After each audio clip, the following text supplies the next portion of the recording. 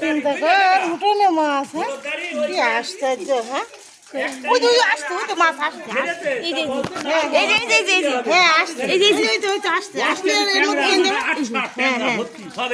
যেদিকে সব যাবে সেদিকে যাবে। খেজুর বাগানে কালকে আমার ওই জাল পেতে একবারে 500 করে মাছ উঠেছে। আরে না আমি যাচ্ছি ঝাঁকে ঝাঁকে যাচ্ছে বুঝেছো, আমি পোটের ওপর বসে রয়েছি, আমি কিন্তু ওগুলো কি যাচ্ছে কি যাচ্ছে এই বলছি। তারপরে উঠলাম, উঠে দেখি না সব মাছ যাচ্ছে, আমি এই মাছ এলো কোথাচ্ছে।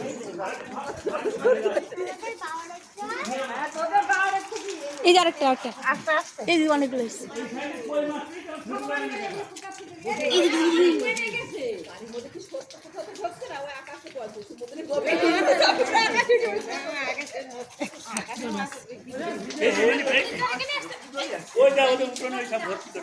আর আমার ওই দিকে দেখিস নি, মানে আমি বলছি আর কি মাছ দেখিস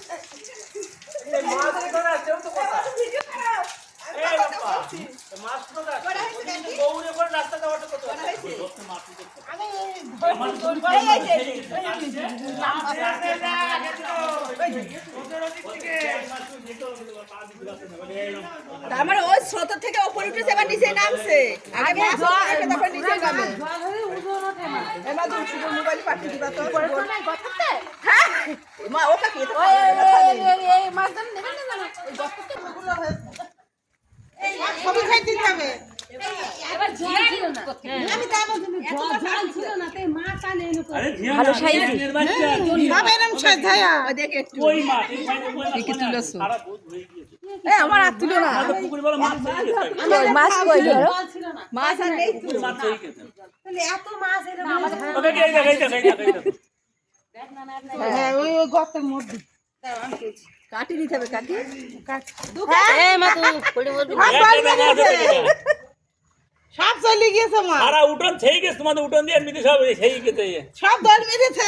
আমরা তো জল থেমে গেলি এবার কি বল তো মাছ ওই বাপ পাঙ্গি মাছ মাছ মাছ এবার এসে দেখি সব এবার বিশাল ওই মাছ আবার উঠবে। ওই মাছ আবার উঠবে।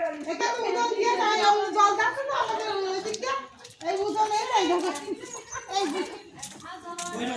হ্যাঁ ওই না ভাইয়া খড়বা সব ভাইয়া খড়বা আগে এই দেখো এই সব এমনি দেখ সব এদিকে মাছ ছোট চল